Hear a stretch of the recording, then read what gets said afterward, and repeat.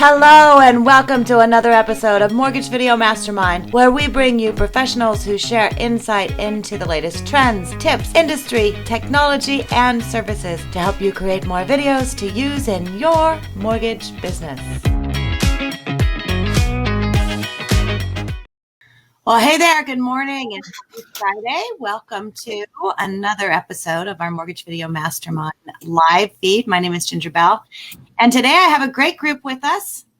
We have our special guest, Jeb Smith from California. So thanks for hopping on, Jeb. Absolutely. And Scott Schang, Austin, Texas, and Carl White. Where are you today? I'm in the Green Swamp, Florida. It's a real place. Very good. And I know we have Josh Lewis who's going to be coming in hot here in a little bit. So we'll put him on when he's on. But yeah, so, we love getting people on to this call that are doing video and just killing it in a lot of ways. And Jeb, you're doing that. And I'm seeing Josh coming on here, so I'm going to get him on as well. Josh Lewis, welcome. Welcome. I'm just happy that I get to sit next to Carl here virtually. Very good. Yeah, that'll get you a bad reputation right there, brother. I'm just telling you. It's not who you know, it's what you know, something like that. Yeah, it's the law enforcement that's looking for you. That's right. I gotcha. That's how it works. So, Scott, I'm going to let you tee this up because I know you have worked with Josh for a long time and Jeb, and so I'll let you do an introduction here. Yeah. Josh and I are business partners in both of our businesses, the mortgage brokerage and Find My Way Home. And Jeb has been a good friend of Josh's for a very long time. He's a local realtor. Actually has a background in mortgage. I believe he was a lender for a while. And it's something really, really interesting happened kind of during COVID. And Jeb really kind of took the lead on YouTube and said, I'm going to figure this out. And kind of like, we talked to Kyle about also, kind of took the CARES Act and the COVID stuff and all of that and really kind of leveraged that news jacking to get in front of some of that narrative and start having those conversations. And Jeb just did an amazing job of starting to build an audience and starting to learn how to create content that people were interested in. And what that sort of evolved into is then Josh joining him as a real estate agent and then a lender, and then Josh joining him and doing some live streams together and just answering questions from consumers. And you almost wouldn't believe it if you didn't know somebody that told you this story. I mean, just some of the response that they had just really validates how powerful it is and how important it is that experts share their expertise in these mediums where consumers have easy access to this information. And there's a huge demand, but you don't know about it until you create the content. And these guys created the content and the demand just came barreling in, and it's an absolutely amazing story. And so I'm excited to have these guys tell the story here today. Great. All right. So let's start with that. And Jeb, I'm going to let you lead off here. And I actually have your YouTube channel up, so we'll take a look at that. I'll share that. But let's talk about, first of all, how you're coming up with content. Okay.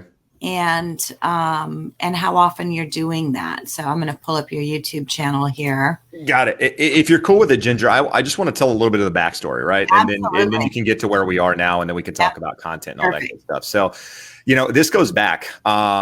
This goes back like 7 or 8 years. Josh and I had the idea that we were going to do content, and it was awful. It was awful. It was so bad.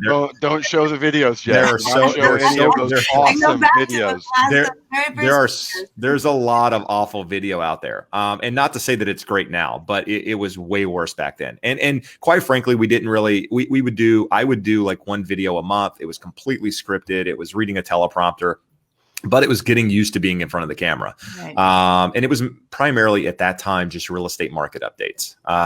And then over time, it's evolved, right? And it started evolving probably 6 or 7 months prior to COVID, where I started talking about evergreen content. I wanted to build a channel around education, primarily real estate, and just talking about questions that I commonly get asked. What's a 1031 tax exchange? What are capital gains? Can you buy and sell a house at the same time? That sort of thing, right? The questions that always come up. And I was more going off the searchable content. I wanted to be searchable. I wanted people to be able to type that into Google or YouTube or what have you, and those videos populate. And at that time, I don't really think I was really thinking of it as a business, because I wasn't, right? It was more of like, hey, maybe somebody finds this video and they say, hey, Jeb seems like he knows what he's talking about. I'll give him a call. And that's really what it was. And then, and at that time, towards the end of, that 6 or 7 months leading up to the pandemic, I was probably shooting 3 or 4 videos a week. I thought that, quantity over quality was going to get YouTube to pick it up, just putting a lot of content out there, regardless of what it was. And so I was used to doing 3, 4, 5 videos a week at that time. COVID hit and we had some downtime, right? And Josh happened to come over to my house one day during COVID, during the stay-at-home order, mind you. And we were in the driveway, socially distanced. Yeah.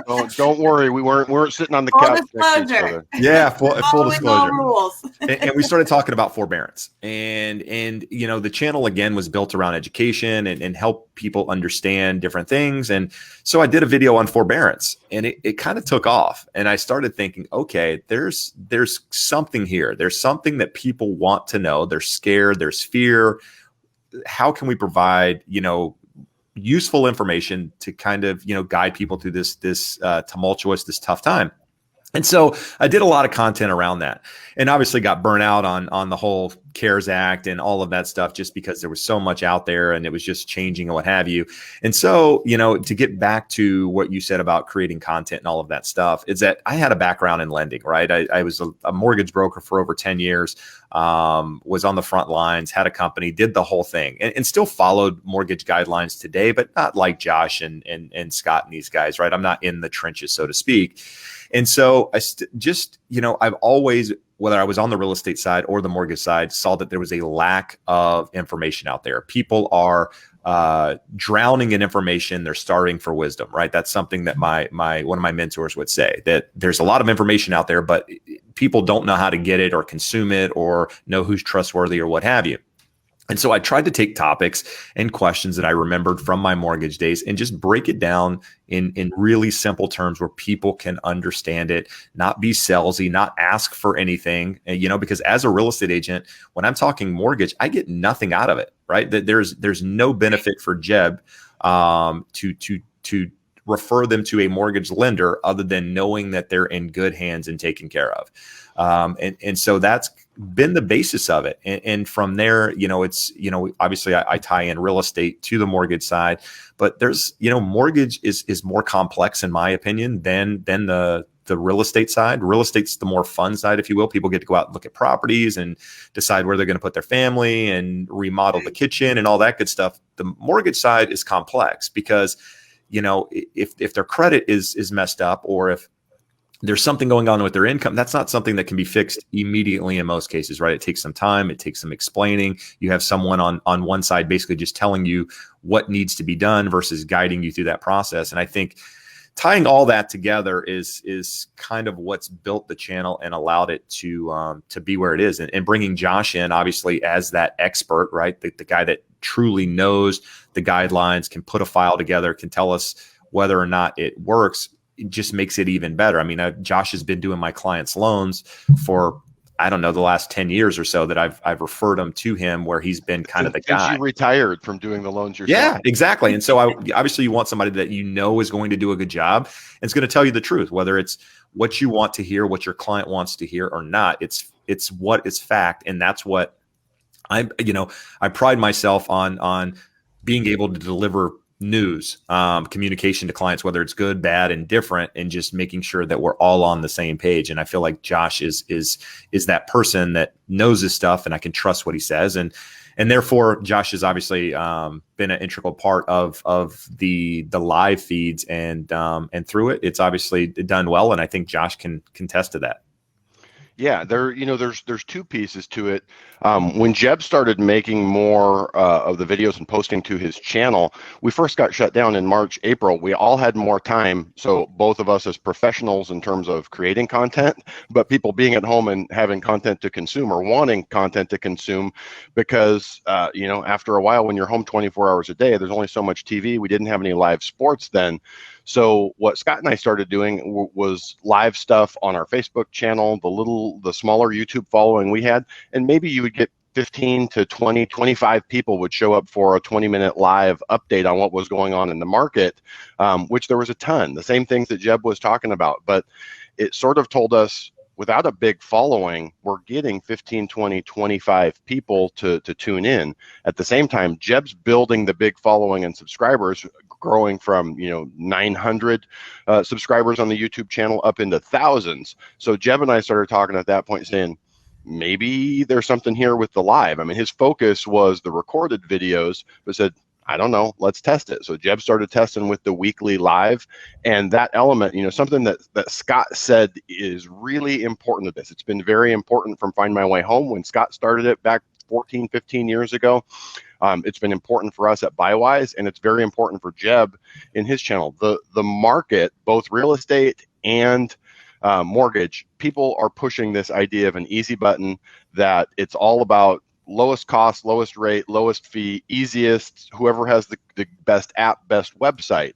So what we see in Find My Way Home, what Jeb sees on his YouTube channel, what we see on the live, are all of the people that get chewed up and spit out by easy, because easy is a lie.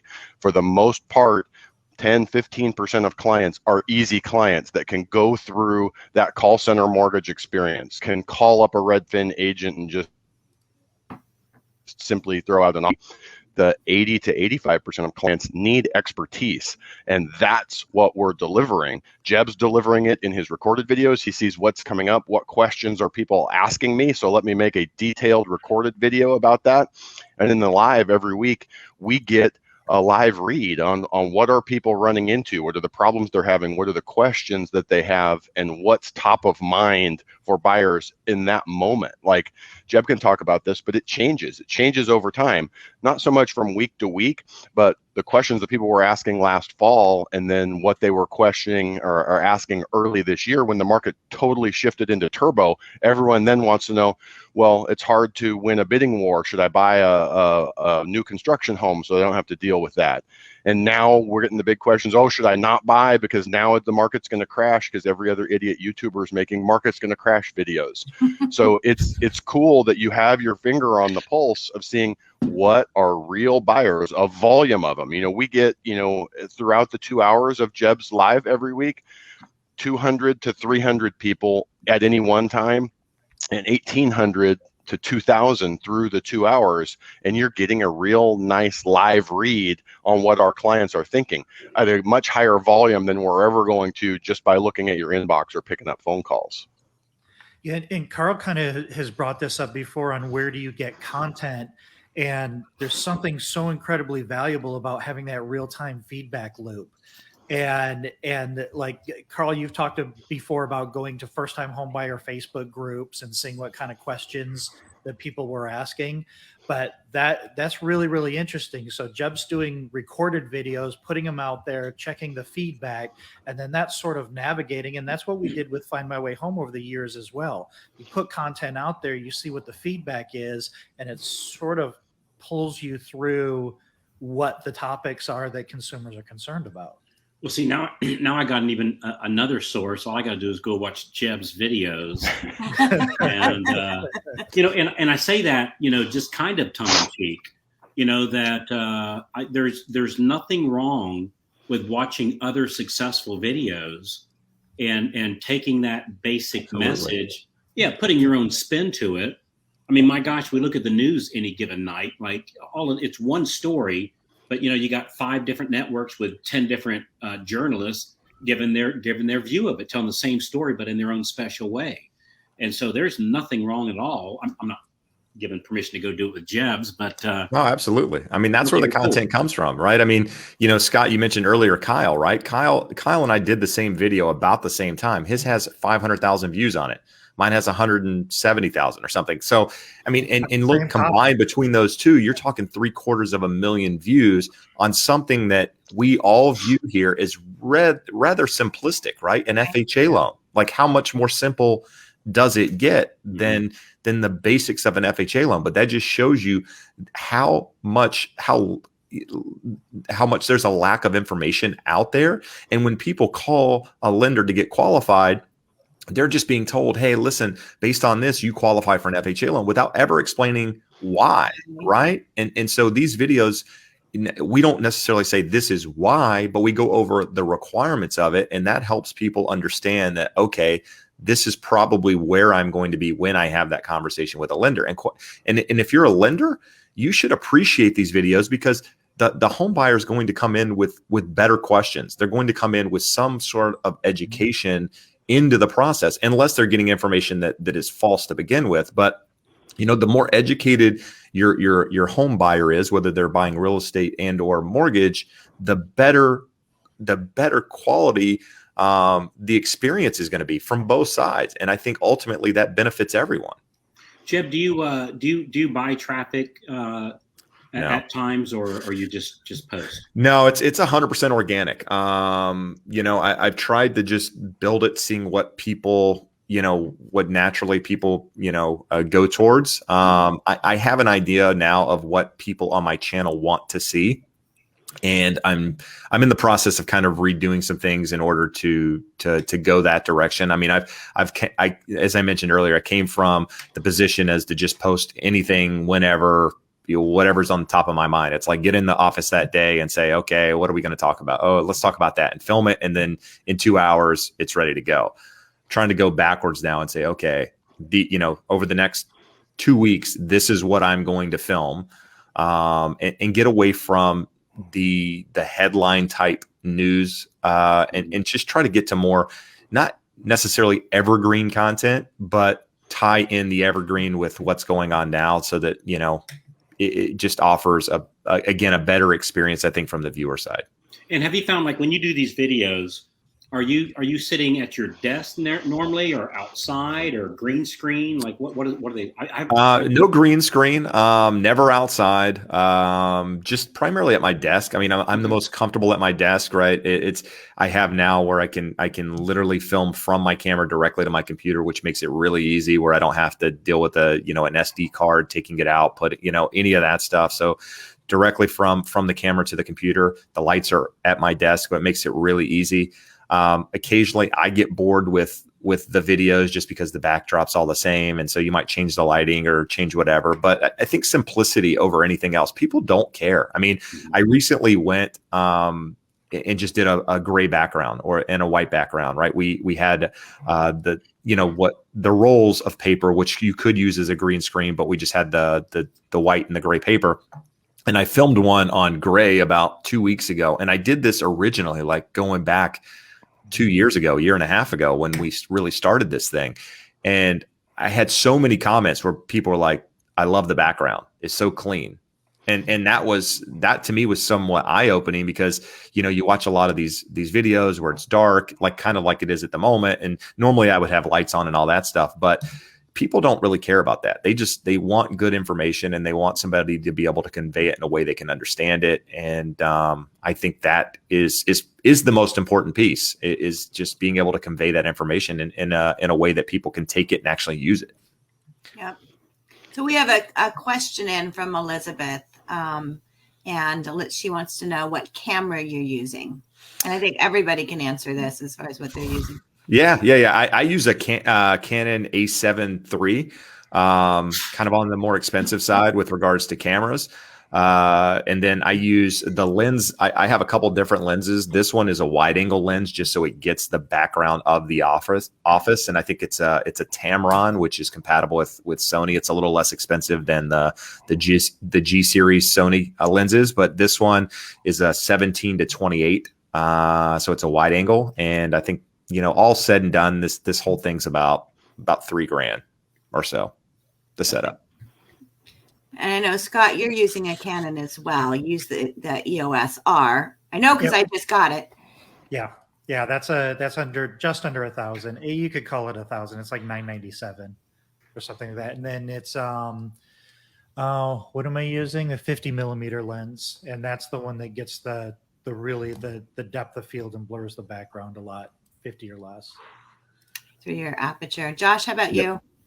I have the same camera Jeb does, and then with a 35 millimeter Sony lens with the 1.8, which also helps a lot with getting your depth of field. Since we just redid the office and I have nothing back there, there's nothing to blur, so you're not seeing it. You know, one of the other big things for people that are watching, that's a difference in the way all three of us do it. And not really so much between Scott and I. Scott, your camera comes with software that will make it a virtual. Awesome, we got the lights turning off in the office. That will virtually turn your camera into a webcam. Sony has it, Canon has it. Jeb, you're using the Camlink 4K. Is that what you're using? Yeah, so I don't use software. I actually just use a link that the Camlink, which my camera plugs into that, which plugs into the computer. It makes it a webcam, which is what we're using it as now. Yeah, and it also, again, allows me to, like I mentioned earlier, film directly to my computer for making it ease, right? I mean, I film directly to here. I don't have to worry about space on an SD card if I film a long video or forget to erase something or, forget to turn something on or what have you. I mean, trust me, we've all made those mistakes as video creators, is film an entire video and not record it, or something turns off and you have no idea that's off and that sort of thing. So it makes it easy, and I can actually see. I use OBS. I film a lot of it just directly through OBS to my computer, which allows me to see exactly what what's going to look like looking on my computer just here to the right. So just ease over everything. I mean, I think, for those of those, I know you're trying to preach video, and everyone says this, and I'm going to say it too, is just do it, right? It's not going to get any easier. And just, get in front of a camera and talk. I still don't enjoy it as much as people probably think differently. But if you saw the original videos that Josh used to watch me torture through versus now, it's like night and day. Well, I remember a couple of years ago, you would come in and you would do your market updates, and we had the whole setup, and it was a whole rigmarole. It was just even that though, Scott, one of the things that you just said there when Jeb was talking, made me think about this. So prior to COVID, Jeb had less than 1,000 subscribers, but even at that, somewhere around 2013, 2014, we started recording. Jeb would do a monthly market update, and somewhere by like 2015, you sold a house, Jeb, to a guy, and he has his buddy along with him while they're looking at condos here in Huntington Beach. And his buddy goes, "Hey, you're the guy from the YouTube video. That's less than 1,000 hands guy." So like, that's when the audience was tiny relative to where it is now. Closing business off of it, and people already showing up feeling like they know you, and they like and trust you, and they value your expertise. They can push the button and try and get a loan through an app, or get connected with someone that sits at a desk and will rebate a commission to you, but they're not getting that knowledge and expertise. And the difference, Jeb, you probably do have the stats from your channel. How many hours of video are out there because of you educating people? And what will happen is, you think, like, we're prone to think what we do is boring, mundane, no one cares about it. Well, except for when they do. When someone's in the market to buy a house or get a loan, they will go hours deep into your content and video. And even to the point of, Jeb's talking about, he and Kyle did a very similar video. They're very similar, but they're also different. But most importantly, there's a lot of overlap. The people that watched both of them, that really they're that into it that they're going to go hit every channel that pops up with a big long form video on FHA loans, and whoever has more than 100,000 views on it, and they're going to then connect with who's closer to them, who they liked more. I mean, to a large degree, if you watch a video of me and Jeb and Kyle going over a topic, it's going to be 80% overlap. but the difference just comes across in personality, style, and different people will want to work with me than want to work with Kyle than want to work with Jeb, even if we're talking about the same topic. So you should never worry that, hey, this has been beaten to death, other people have covered it, because nearly, I would say 99.999% of videos, the ideas that you might come up with, someone's recorded it. And not only recorded it, someone's got 10,000 views on it. So you're not coming up with anything original, but you're coming up with you and your take on it, and for people that are in your market and interested in you and your take on it. And most importantly, the thing that we see is just the people that come through content, whether it's Find My Way Home, whether it's Jeb's YouTube channel, they value expertise. They're not transactional. They're not the easy button person, whether it's because they've been chewed up and spit out, or they're just that analytical type that really wants to know how things work.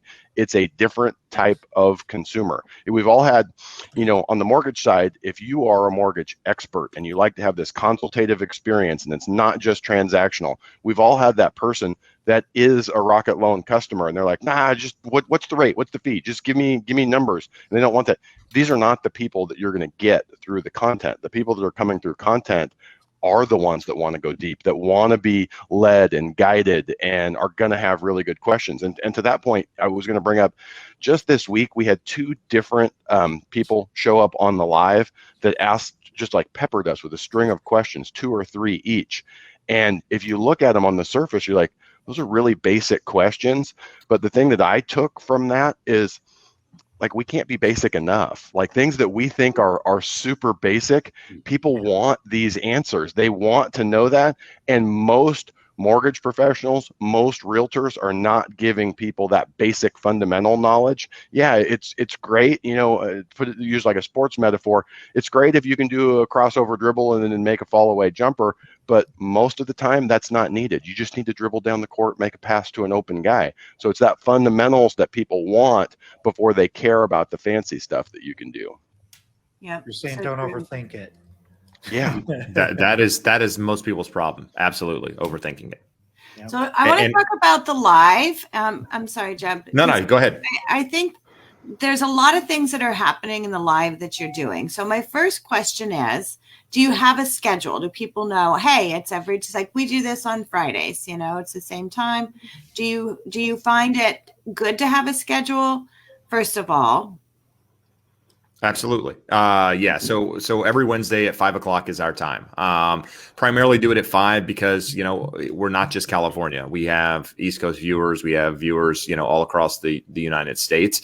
And so, 5:00 allows those people on the East Coast to do it before they go to bed, if you will, kind of get on and ask their questions. And then as we progress through the show, you start noticing you got more Californians on, around that 6:00 time period. So about an hour in, you start to get more local. Now we have played with the times a little bit. Initially, we went from 6 to 7. Sometimes we've done 5:30 to 7. We've done some stuff, but the most consistent we've been is probably over the last 4 months or so. And it's been 5 to 7, and that's worked well. And people know to expect it. I mean, there's people, we always post that we're going live earlier that day. I usually don't post any prior to that because people know. And then, there's always a couple people waiting prior to us going on. And then we usually start the show with 30 or 40 people on, and it grows up to, a couple hundred at parts of the show. And then it can stay there depending on what's happening. But yeah, we 2 hours every Wednesday. How are you posting? You say post. Are you posting it on Facebook and LinkedIn, or are you posting it on YouTube? I'm just going YouTube as a coming video, like as a live through StreamYard, right? We take it through StreamYard and basically show that we're going live at 5:00 on Wednesday, earlier that morning. So the thumbnail shows up, the description shows up, and people can, obviously know that it's coming. And then Josh occasionally takes it and posts the same stream to his Facebook and that sort of thing. I'm only going YouTube at the moment. So I want to talk about the questions. So people are typing in questions. So are you both just monitoring the questions? Do you have somebody behind the scenes that's reading those questions? what kind of support are you getting as far as doing that?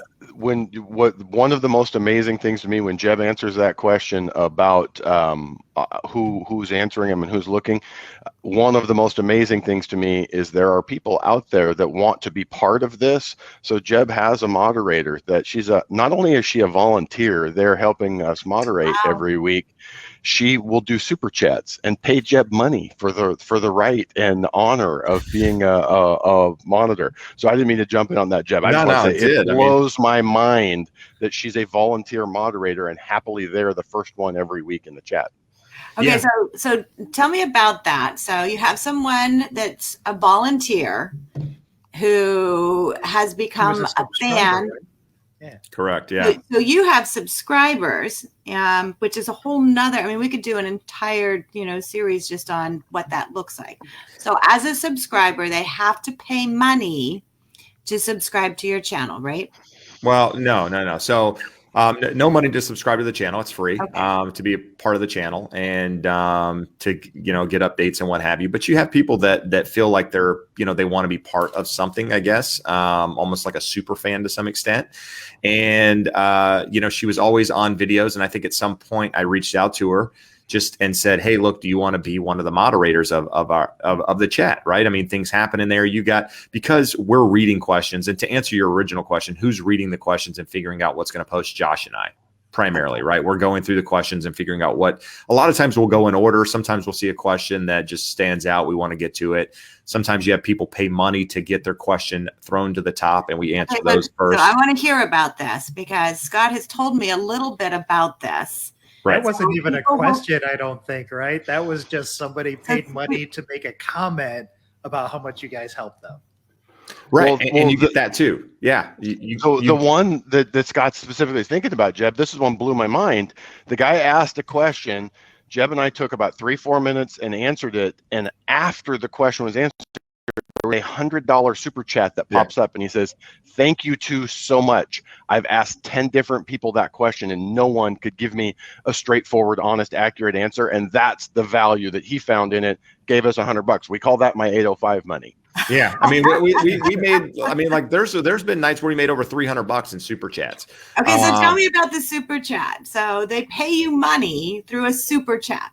Right. So once you get to a certain following on YouTube, I don't even know what the number is, to be completely honest with you. When you do a live chat, people can pay to have their question thrown to the top. So sometimes you have hundreds of people throwing questions in here. It gets really bogged down, and it's you lose track of where you are. You lose track of questions, and so when people pay money, it highlights that chat, throws it to the top, which basically makes it stand out. It also, some people want it for their name being, posted on video and other reasons, right? I mean, just no telling why people would pay money, but those are the questions that we go to, always, because people are paying money to have their question answered. So we do that. And again, I would say 3-4 months ago, making easily $100 a week doing that. Recently, it's been non-existent, right? That there has been very little, if anything, with regards to super chat. And honestly, that's not why we're there. Right. But people do it, and it stands out. Yeah, but stimulus checks are gone, so that's probably possibly a good point. But Josh and I are answering the questions. Jennifer, who is the one we mentioned a moment ago, she's just there as a moderator. Like if people say something that they shouldn't say, because obviously YouTube doesn't catch this stuff all the time, and people do obnoxious stuff. She's there. She can kick them out. I mean, she has the authority to basically do anything that we can do for the most part. And we've given her that, because she's loyal and she's there to do things. In fact, she just sent me a gift in the mail for my kids like a week ago. So, I mean, yeah, that sort of thing. Absolutely amazing. Well, I tell you what, we are actually over time because we like to keep this to 30 minutes. But I do want to close it out. So, Scott, I'll let you kind of ask anything that we've missed, because I know we kind of talked about things you wanted to cover in here.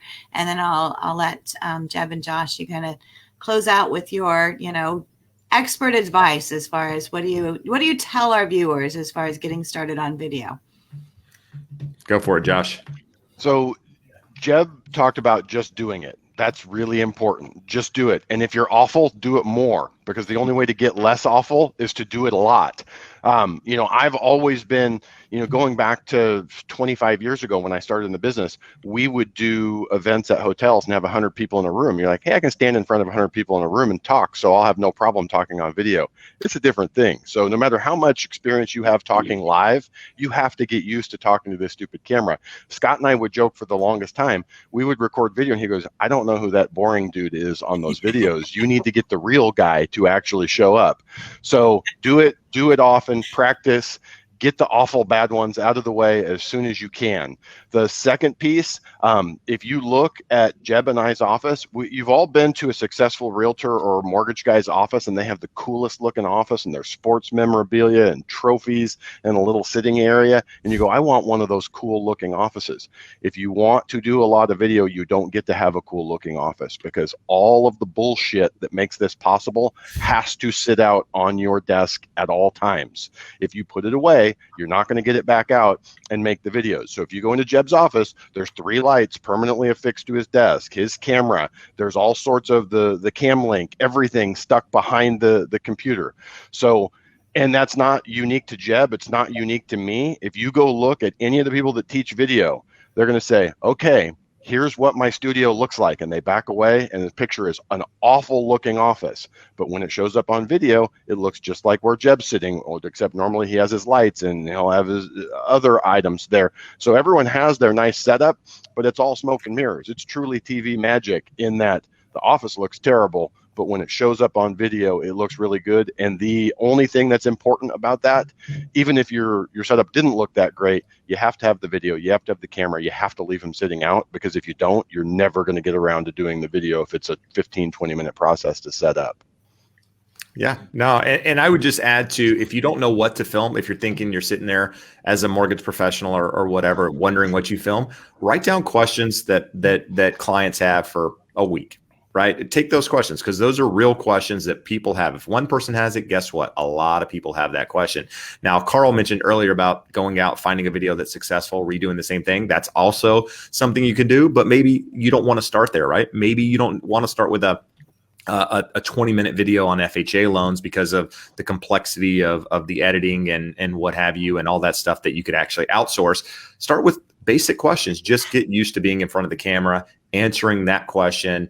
And maybe the next time somebody has that question, you can send them a video of it, or reference videos, or have a library of this stuff that they can source, so that they don't have to come to you with those questions and what have you. But regardless, like Josh said, just get in front of the camera and film. It's the easiest and the hardest thing to do, but you're not going to get anywhere if you don't do it, if you don't start. So my only advice. Very good. Carl, any final questions? Man, excellent stuff. Really, really, really good content. Yeah. I mean, for me personally, I'm just going to go back to my original statement. Go watch what Jeb and Josh is doing, and just put your own spin on it, right? There's nothing wrong with that. And frankly, a lot of things right with it. And you guys, all of you are much, much, much more technical than I am. And I'm not saying that to be humble. Ginger, I know you know me pretty well. I really am very simple when it comes to this stuff. And I literally shoot my videos right from my iPhone. Actually, it's not even my iPhone. It's Lauren's iPhone. And it made tens of millions of dollars, literally on simple iPhone videos. So very, very, very effective. But love the content, Jeb. Outstanding. Appreciate it. Very, very simple process. And brother, I've been doing this a long time, and I've yet to have anybody write me a check for $100 to answer a question on video. So the best part is they wrote it to both of us, and Josh hasn't seen any of it. The joke is that's my 805 money, which is good California beer, but I don't ever get to see it. So Jeb's got a big bank account of 805 money, and I don't ever get to touch it. Funny how that works. One day. Yeah, someday. No. Nice. Well, guys, we thank you so much for Absolutely. sharing and giving some insight as to what you're doing. And I'm going to drop their YouTube channels in the link below, so you can go and swipe and adapt any content that is out there. And we'll have you on. Maybe we'll have you on again and kind of do the behind the scenes, what's under the hood, and get into some of the cameras, because we haven't done that. So thanks so much. Appreciate it. I appreciate all of you. And we will see you on the next live stream. Absolutely. Thank you.